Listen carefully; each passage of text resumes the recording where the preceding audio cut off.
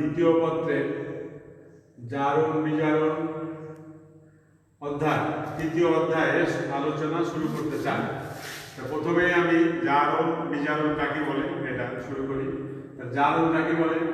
যে বিক্রিয়ায় কোনো পদার্থ থেকে ইলেকট্রনের অপসারণ ঘটে, যার ফলে সংশ্লিষ্ট পদার্থের ধনাত্মক যোজনী বেড়ে যায়, তখন তাকে বলা হবে জারণ বিক্রিয়া।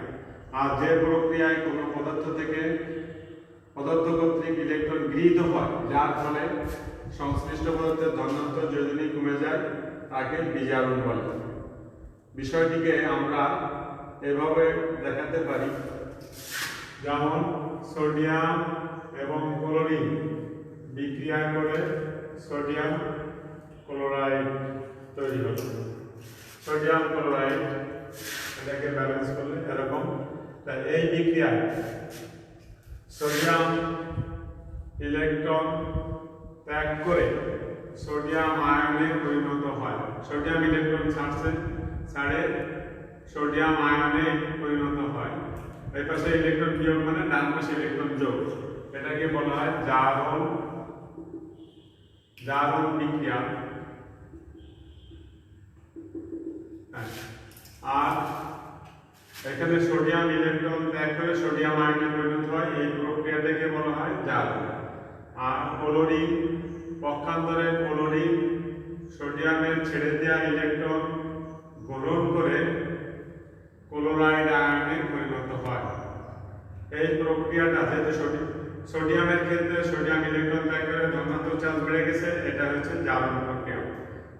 পক্ষান্তরে সোডিয়ামের ছেড়ে দেওয়া ইলেকট্রন ক্লোরিন গ্রহণ করে ক্লোরাইড আয়নে পরিণত হয়। যেহেতু যে প্রক্রিয়ায় কোনো পদার্থ কর্তৃক ইলেকট্রন গৃহীত হয়, সেটাকে বলা হয় বিজারণ প্রক্রিয়া। বিজারণ, এটাকে বিজারণ বিক্রিয়া আমরা দেখি এরকম। সেক্ষেত্রে একটু বলা দরকার, জারণ বিক্রিয়া যে পদার্থ ইলেকট্রন ত্যাগ করে তাকে বিজারক বলা হয়। তাহলে এক্ষেত্রে সোডিয়াম ইলেকট্রন ত্যাগ করায় সোডিয়াম বিজারক পদার্থ। ঠিক একইভাবে আমরা বলতে পারি বিজারণ বিক্রিয়ায় যে পদার্থ কর্তৃক ইলেকট্রন গৃহীত হয় তাকে বলা হবে জারক। আচ্ছা, এখন বিজারক যে কটা ইলেকট্রন ত্যাগ করে জারিত হয়, জারণ বিক্রিয়ায় বিজারক যে কটা ইলেকট্রন ত্যাগ করে জারিত হয়, বিজারণ বিক্রিয়ায় জারক সে কটা ইলেকট্রন গ্রহণ করে বিজারিত হয়। তাহলে এখানে ইলেকট্রনের সংখ্যা সমতা করার জন্য এটাকে 2 দিয়ে গুণ করা হয়। তাহলে সমীকরণটাকে সমতা করলে দাঁড়ায় 2 মোল সোডিয়াম পরমাণু 1 মোল ক্লোরিন অণুর সাথে বিক্রিয়া করে 2 মোল সোডিয়াম আয়ন ক্লোরাইড আয়ন, এটা 2 মোল সোডিয়াম ক্লোরাইড উৎপন্ন করে। এটাই। তাহলে এই বিক্রিয়াটিতে দেখা যাচ্ছে যে ইলেকট্রনের আদান প্রদান ঘটেছে, সুতরাং এটা একটা জারণ বিজারণ বিক্রিয়া। এটাকে আমরা জারণ বিক্রিয়ায় এটাকে আমরা জারণ অর্ধ বিক্রিয়া বলতে পারি। কারণ জারণ বিজারণ বিক্রিয়ার অর্ধেক অংশে এখানে দেখা যায় যে বিজারক ইলেকট্রন ত্যাগ করে জারিত হয়। অর্থাৎ জারণ বিক্রিয়ার যে অর্ধাংশে বিজারক ইলেকট্রন ত্যাগ করে জারিত হয় তাকে জারণ অর্ধ বিক্রিয়া বলে, এবং বিজারণ বিক্রিয়ার যে অর্ধাংশে জারক ইলেকট্রন গ্রহণ করে বিজারিত হয় সেটাকে বিজারণ অর্ধ বিক্রিয়া বলে। এটাই। তাহলে আমরা দেখতেছি যে জারণ বিজারণ বিক্রিয়া একই সাথে সেখানে সংঘটিত হয়, একই সাথে জারণ বিজারণ বিক্রিয়াটা সংঘটিত হয়। এখন এটাকে আমরা জারণ বিজারণ শব্দটাকে অনেক সময় আমরা এটাকে রিডক্স বিক্রিয়া বলতে পারি। এটাকে রিডক্স বিক্রিয়া বলতে পারি। রিডক্স শব্দটি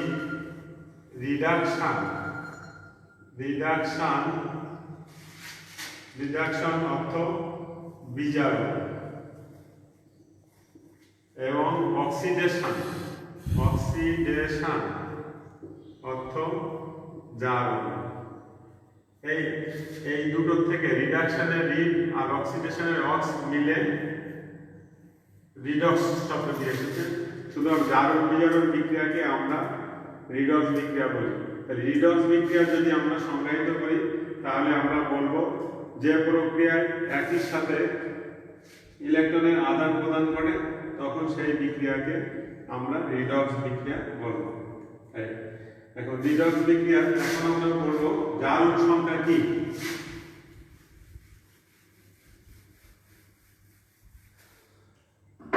জারণ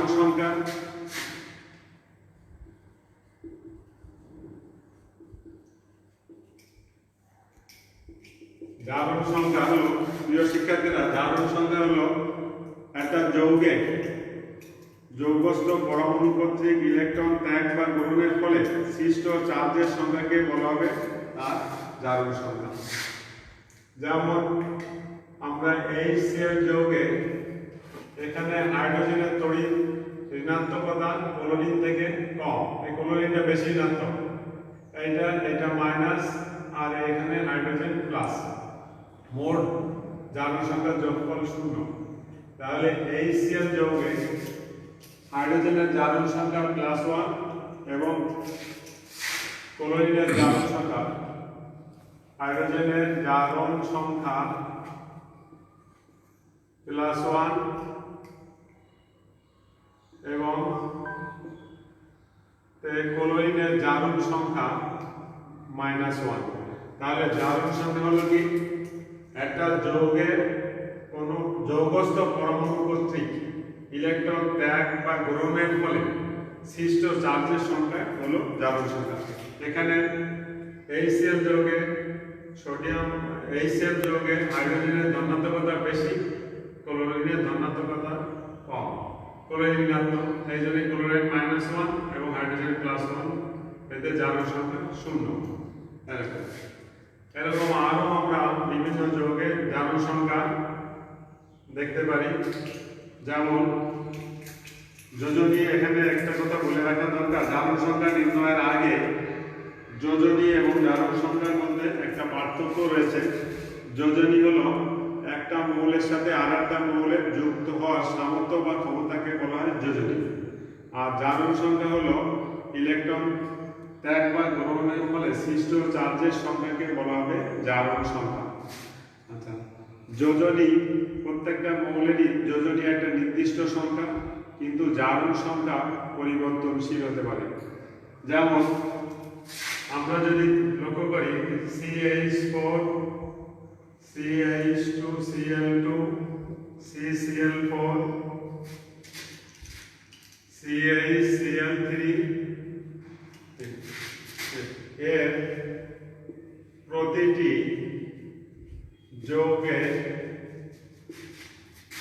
কার্বনের যোজনী 4, কিন্তু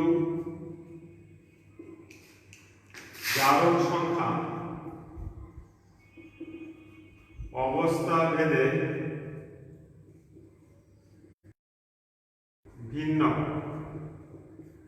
যেমন CH4 যৌগে এখানে কার্বন থেকে হাইড্রোজেনের ধনাত্মকতা বেশি, এই জন্য হাইড্রোজেন হচ্ছে +1 গুণ 4 আর কার্বন হবে -4, এবং এদের জারণ সংখ্যার যোগফল আমরা জানি একটা যৌগে তাদের জারণ সংখ্যা যৌগস্থ পরমাণুর সঙ্গে জারণ সংখ্যার যোগফল হবে 0। তাহলে এখানে হাইড্রোজেনের জারণ সংখ্যা +1 আর কার্বনের জারণ সংখ্যা এখানে -4। যদি CH2 Cl2 যৌগে দেখা যায় তাহলে দেখা যাবে ক্লোরাইড, দুটো ক্লোরিন পরমাণু 1 গুণ 2, দুটো হাইড্রোজেন 1 গুণ 2, এইটা। তাহলে দেখা যাচ্ছে যে এখানে কার্বনের জারণ সংখ্যা 0,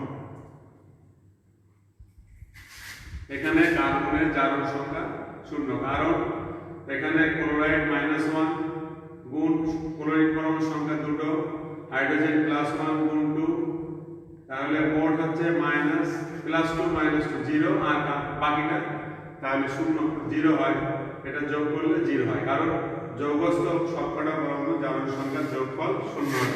তাহলে এখানে কার্বনের জারণ সংখ্যাটা 0। আমরা যদি CCl4 যৌগে দেখি, এখানে ক্লোরিনের তড়িৎঘাতকতা কার্বন থেকে বেশি, এই জন্য ক্লোরাইড হবে ক্লোরিন 1 × 4 আর কার্বন হবে +4, তাহলে মোট হবে জারণ সংখ্যা 0। তাহলে এখানে কার্বনের জারণ সংখ্যা +4।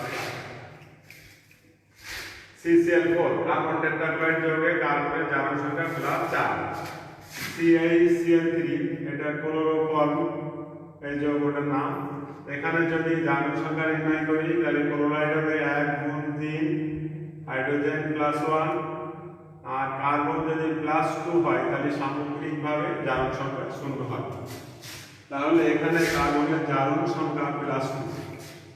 তাহলে আমরা এখান থেকে একটা জিনিস লক্ষ্য করলাম, এই চারটে যৌগে কার্বনের জারণ সংখ্যা, মিথেনে কার্বনের জারণ সংখ্যা -4, ডাইক্লোরোমিথেনে কার্বনের জারণ সংখ্যা 0, কার্বন টেট্রাক্লোরাইডে কার্বনের জারণ সংখ্যা +4 এবং ক্লোরোফর্মে কার্বনের জারণ সংখ্যা +2। অর্থাৎ বিভিন্ন যৌগে একই মৌল কার্বনের জারণ সংখ্যা ভিন্ন ভিন্ন, কিন্তু আমরা দেখি যে প্রতিটা যৌগে কার্বনের যোজনী 4। কি করে সেটা? কার্বনের সাথে 4টে হাইড্রোজেন পরমাণু যুক্ত আছে, 1 2 3 4, এজন্য কার্বনের যোজনী 4। ঠিক এই যৌগে দুটো হাইড্রোজেন কার্বনের সাথে এবং দুটো ক্লোরিন যুক্ত থাকে, দুটো। এটা গাঠনিক সংকেত দেখলে যোজনী আমরা বুঝতে পারবো। কার্বনের সাথে এই যে 4টে ক্লোরিন যুক্ত থাকবে, কার্বনের যোজনী 4, ক্লোরিনের যোজনী 1।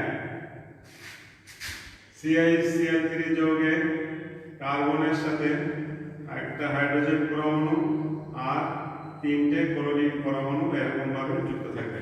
তাহলে এই 4টে যৌগে কার্বনের যোজনী 4, কিন্তু 4টে যৌগে কার্বনের জারণ সংখ্যা ভিন্ন। সুতরাং যোজনী একটা স্থির সংখ্যা হলেও জারণ সংখ্যা পরিবর্তনশীল।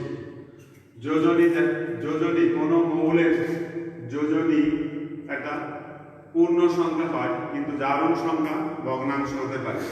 যেমন আমরা যদি লক্ষ্য করি Fe3O4, Fe3 ট্রাইআয়রন টেট্রাক্সাইড, এই যৌগে প্রচলিত নিয়মে এই যৌগে -2 × 4 আয়রনের জারণ সংখ্যা, এখানে মোট হবে 0।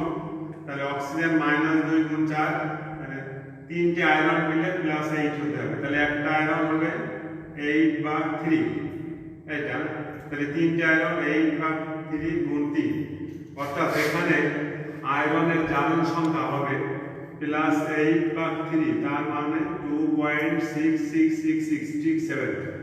তাহলে এই যৌগে প্রচলিত মতে এর জারণ সংখ্যা 2.67, অর্থাৎ ভগ্নাংশ।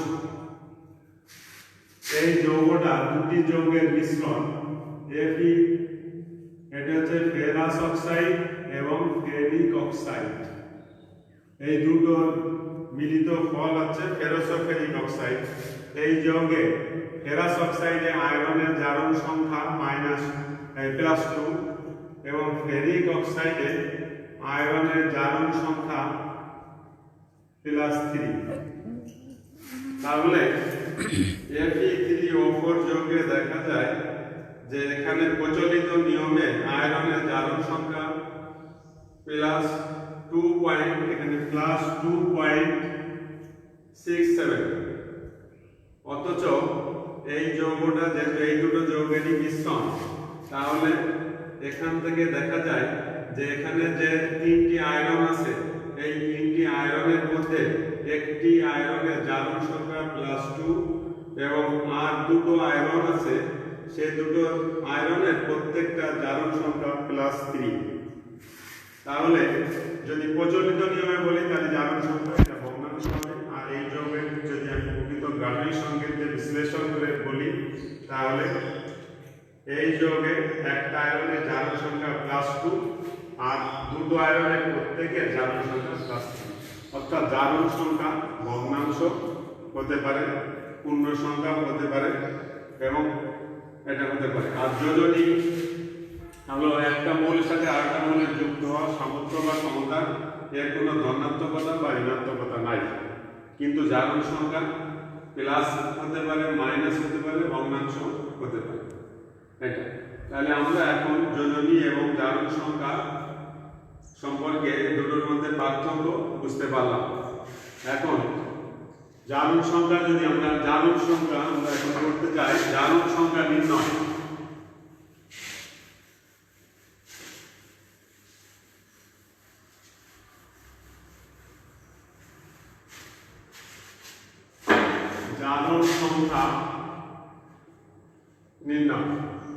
জারণ সংখ্যা নির্ণয়ে পূর্বে প্রথমে কিছু মৌলিক ধারণা থাকা দরকার।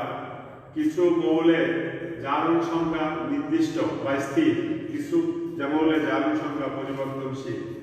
যেমন ক্ষার ধাতু জারণ সংখ্যা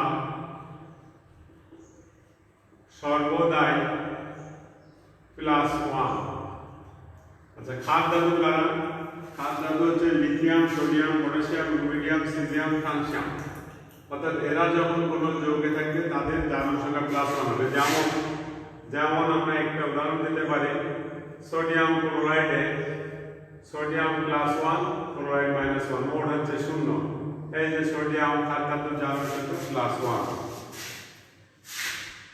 মৃৎক্ষার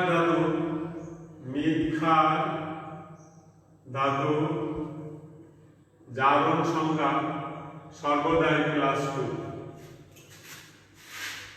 যেমন যদি আমি ক্যালসিয়াম ক্লোরাইডকে নিতে চাই, ক্যালসিয়াম ক্লোরাইড, এখানে ক্যালসিয়ামের জারণ সংখ্যা +2 আর ক্লোরাইড -1 গুণ 2, মোট হচ্ছে 0। তাহলে এখানে ক্যালসিয়ামের জারণ সংখ্যা +2। তাহলে মৃৎক্ষার ধাতু কারা? বেরিলিয়াম, পঞ্চাশতে গ্রুপ 2 এর মৌল beryllium, magnesium, calcium, strontium, barium, radium, এদের প্রত্যেকেরই জারণ সংখ্যা +2 হবে। আচ্ছা, হাইড্রোজেনের 3 নম্বর,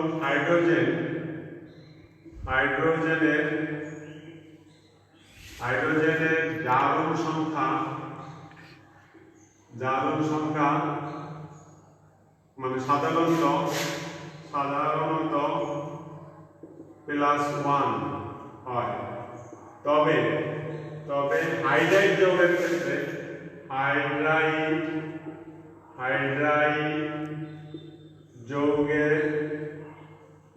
ক্ষেত্রে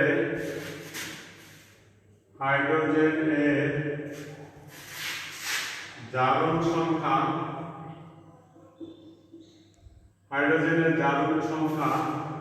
-1 হয়। যেমন আমরা হাইড্রোজেন ক্লোরাইড যদি ধরি, হাইড্রোজেন ক্লোরাইডে হাইড্রোজেন +1, এখানে হাইড্রোজেন +1। যদি আমরা CH4 যৌগ ধরি, তাহলে এখানে 1 গুণ 4, এখানে -4, তাহলে 0। তাহলে এখানেও হাইড্রোজেন +1 এই যৌগে। কিন্তু হাইড্রাইড যৌগ যেমন ক্যালসিয়াম হাইড্রাইড CaH2, এই যৌগে এটার নাম ক্যালসিয়াম হাইড্রাইড,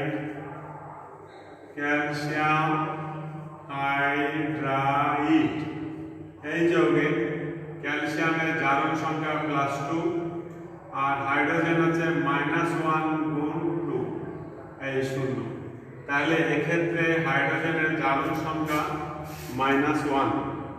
অর্থাৎ হাইড্রাইড যৌগের ক্ষেত্রে দেখা যায় ধাতুর সক্রিয়তা বেশি হওয়ার জন্য সে অধাতু অর্থাৎ হাইড্রোজেনকে ইলেকট্রন গ্রহণে বাধ্য করে। এই জন্য ধাতু ও হাইড্রাইড যৌগগুলোর ক্ষেত্রে শুধুমাত্র হাইড্রোজেনের জারণ সংখ্যা -1 হবে। তাছাড়া অন্যান্য সকল যৌগে হাইড্রোজেনের জারণ সংখ্যা +1 হবে। 4 নম্বর, অক্সিজেনের জারণ সংখ্যা। শুধুমাত্র পারঅক্সাইড যৌগে অক্সিজেনের জারণ সংখ্যা -1 এবং সুপার অক্সাইড যৌগে অক্সিজেনের জারণ সংখ্যা -1/2। এছাড়া অক্সিজেনের সকল যৌগেই অক্সিজেনের জারণ সংখ্যা -2।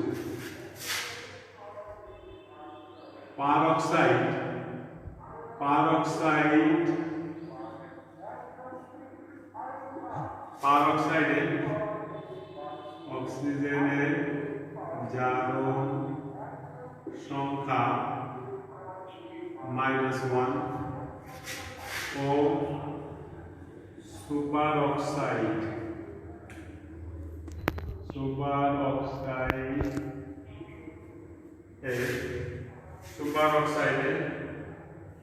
অক্সিজেনের জারণ মান -1/2।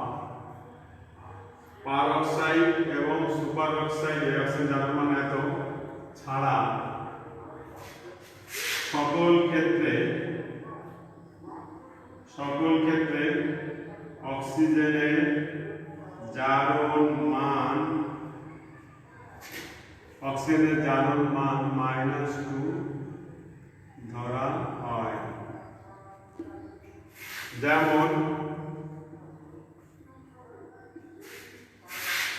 যেমন সোডিয়াম অক্সাইড যৌগে সোডিয়াম হচ্ছে 1/2 আর অক্সিজেন হচ্ছে -2। মোট জারণ সংখ্যা যৌগের 0। তাহলে এক্ষেত্রে অক্সিজেনের জারণ সংখ্যা -2। কিন্তু পারঅক্সাইড যৌগে যদি একটা পারঅক্সাইড যৌগ যেমন hydrogen peroxide H2O2, hydrogen peroxide যৌগে হাইড্রোজেনের জারণ সংখ্যা 1/2, অক্সিজেনের জারণ সংখ্যা তাহলে 0 বানাতে হলে -1/2, তাহলে মোট হবে 0। তাহলে এখানে অক্সিজেনের জারণ সংখ্যা -1, অর্থাৎ একটা অক্সিজেনের জারণ সংখ্যা -1, দুটো অক্সিজেনের -1 গুণ 2, তাহলে এখানে অক্সিজেনের জারণ সংখ্যা হলো -1। পারঅক্সাইড যৌগে যেটা আমি উল্লেখ করেছি যে অক্সিজেনের জারণ সংখ্যা -1 পারঅক্সাইড, হাইড্রোজেন পারঅক্সাইড যৌগে। আর সুপার অক্সাইড যৌগ যেমন পটাশিয়াম সুপার অক্সাইড KO2, এটা একটা পটাশিয়াম সুপার অক্সাইড যৌগ। এখানে এই যৌগে অক্সিজেনের জারণ সংখ্যা কেমন হবে? তো পটাশিয়াম হচ্ছে +1। তাই একটা পটাশিয়ামের জারণ সংখ্যা +1 আর দুটো অক্সিজেন মিলে হতে হবে -1। দুটো অক্সিজেন মিলে -1। তাহলে দুটো অক্সিজেনের জন্য যদি -1 হয় তাহলে একটা অক্সিজেনের জন্য হবে হাফ। একটা অক্সিজেনের জন্য হবে হাফ গুণ দুটো অক্সিজেন আছে গুণ 2, তাহলে 2 দিয়ে কেটে গেলে এখানে 1 থাকে, তাহলে এখানে মোট হবে 0। তাহলে এখানে একটা অক্সিজেনের জন্য জারণ সংখ্যা -1/2। তাহলে আমরা লক্ষ্য করলাম অক্সিজেন মানে যে কোনো পারঅক্সাইডের ক্ষেত্রে অক্সিজেনের জারণ সংখ্যা -1, সুপার অক্সাইডের ক্ষেত্রে অক্সিজেনের জারণ সংখ্যা -1/2। এছাড়া অন্য যে কোনো যৌগের ক্ষেত্রে অক্সিজেনের জারণ সংখ্যা -2 হবে। যদি আমরা এখানে আরো যে কোনো যৌগের ক্ষেত্রে আমরা লক্ষ্য করতে পারি H2SO4 সালফিউরিক অ্যাসিড, এখানে অক্সিজেন আছে -2 গুণ 4, হাইড্রোজেন হবে 1 গুণ 2 আর বাকিটা সালফার, মোট হবে 0। তাহলে এখানে +6 হবে। এখানে সালফার +6 হবে, অক্সিজেন -2 হবে আর হাইড্রোজেন +1 হবে। তাহলে অক্সিজেনের জারণ সম্পর্কে আমরা জানলাম। এরূপে কিছু মানে জারণ সংখ্যা যদি আমরা জানা যায় তাহলে আমরা বিভিন্ন যৌগে বিভিন্ন পরমাণুর জারণ সংখ্যা নির্ণয় করব, যেগুলোর পরিবর্তনশীল জারণ অবস্থা প্রদর্শন করে। যেমন আমি একটা জারণ সংখ্যা কি করে নির্ণয় করতে হয় সেটা যদি দেখাতে চাই,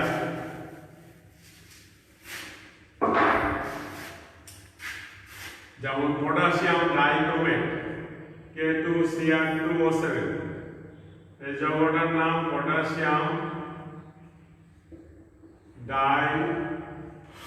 ক্রোমেট। এই যৌগে আমরা জানি ক্রোমিয়াম হচ্ছে অবস্থান্তর মৌল। এই মৌলের জারণ সংখ্যা পরিবর্তনশীল। এই যৌগে ক্রোমিয়ামের জারণ সংখ্যা নির্ণয় করতে হবে। তাহলে জারণ সংখ্যা নির্ণয় করতে হলে কিছু মৌলের জারণ সংখ্যা আমাদের নির্ধারিত আছে, সেগুলো মুখস্থ মান ফিক্সড, সেগুলো আমরা জানা। যেমন পটাশিয়ামের জারণ সংখ্যা আমরা আগেই বলে আসছি যে খাদ ধাতুর জারণ সংখ্যা +1। আর অক্সিজেনের ক্ষেত্রে শুধুমাত্র পার অক্সাইডের ক্ষেত্রে -1 আর সুপার অক্সাইডের ক্ষেত্রে -1/2। তাছাড়া সব জায়গায় অক্সিজেনের জারণ সংখ্যা -2। সুতরাং এটা পার অক্সাইডও না, সুপার অক্সাইডও না, সুতরাং এক্ষেত্রে অক্সিজেনের জারণ সংখ্যা -2 হবে। তাহলে জারণ সংখ্যা আমরা কি করে নির্ণয় করি? ধরি ক্রোমিয়ামের জারণ সংখ্যা x। যেহেতু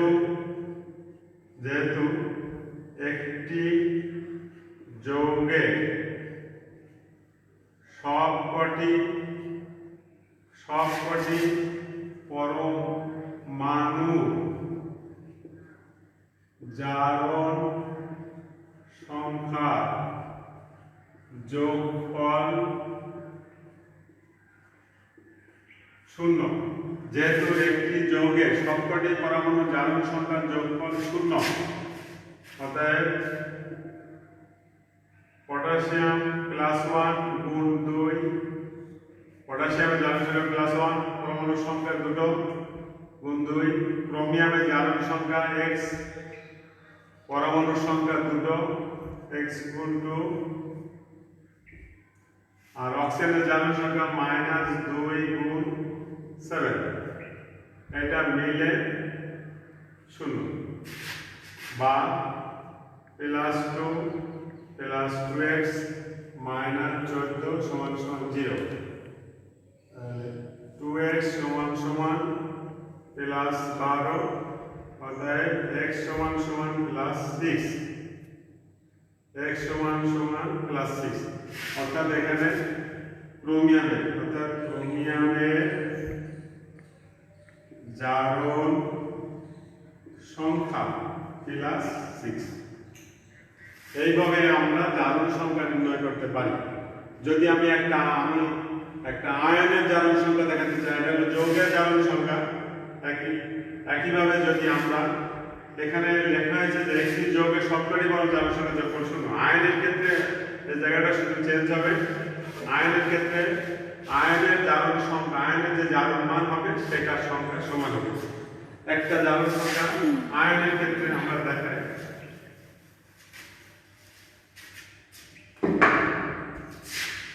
যেমন KMnO4, এই যৌগটার নাম পটাশিয়াম পারম্যাঙ্গানেট।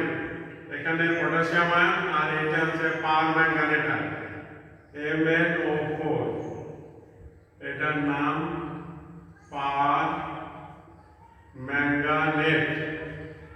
Permanganate ion. এখানে আমি ম্যাঙ্গানিজের জারণ সংখ্যা কত নির্ণয় করতে চাই। ধরি Mn এর জারণ সংখ্যা বা জারণ মান x। যেহেতু একটা আয়ন, একটি আয়নে সবকটি পরমাণুর জারণ সংখ্যা যোগফল, যেহেতু একটি আয়নে সবকটি পরমাণুর জারণ সংখ্যার যোগফল আয়নের চার্জের সমান। এখানে আয়নের চার্জ, সামষ্টিক চার্জ আছে -1। অতএব আমরা লিখতে পারি ম্যাঙ্গানিজের আছে x প্লাস, যেহেতু এটা পার অক্সাইড বা সুপার অক্সাইড নয়, সুতরাং অক্সিজেন আছে -2 গুণ 4 4 সমান সমান এখানে -1। আগে যেখানে আমরা শূন্য লিখতাম, এখন আয়নের যে চার্জ থাকবে সমষ্টিগতভাবে সেই চার্জটা সমান সমানের এখানে বসবে। বা x সমান সমান -8, এইটা -1, তাহলে x সমান সমান -1, এখানে সাইড চেঞ্জ করলে +8, অর্থাৎ x সমান সমান +7। তাহলে x হচ্ছে ম্যাঙ্গানিজ, অর্থাৎ ম্যাঙ্গানিজের জারণ সংখ্যা +7। তাই জারণ সংখ্যা +7। প্রিয় শিক্ষার্থীরা, আমরা আজকে আমাদের পঠিত বিষয়ের মধ্যে জারণ বিজারণের বিষয় সম্পর্কে আমরা জারণ কাকে বলে, বিজারণ কাকে বলে শিখলাম। তারপরে জারণ বিজারণ কিভাবে বিক্রিয়া সংঘটিত হয় সেটা শিখলাম। জারণ সংখ্যা কাকে বলে, জারণ সংখ্যা কোন পরমাণু জারণ সংখ্যা কেমন, কি করে জারণ সংখ্যা নির্ণয় করতে হয়, পরমাণু বা আয়নের জারণ সংখ্যা নির্ণয় করতে হয়, এটা আমরা জানলাম। আমরা আগামী ক্লাসে আয়ন ইলেকট্রন পদ্ধতিতে কিভাবে জারণ বিজারণ বিক্রিয়া সমতা করতে হয় সে বিষয়ে সম্যক আলোচনা করব। আশা করি তোমরা বিষয়টা বুঝতে পেরেছ এবং এই বিষয় সম্পর্কে যদি কোনো প্রশ্ন থাকে বা কোনো সমস্যা থাকে তোমরা এই বিষয়গুলো পড়বে বাসায়। তারপর যদি কোনো সমস্যা থাকে পরবর্তী ক্লাসে এই বিষয় নিয়ে বিস্তারিত আবার প্রশ্ন জিজ্ঞাসা করবে, আমি তোমাদের প্রশ্নের উত্তর দেব। আজকে এখানেই শেষ করছি। সকলকে ধন্যবাদ।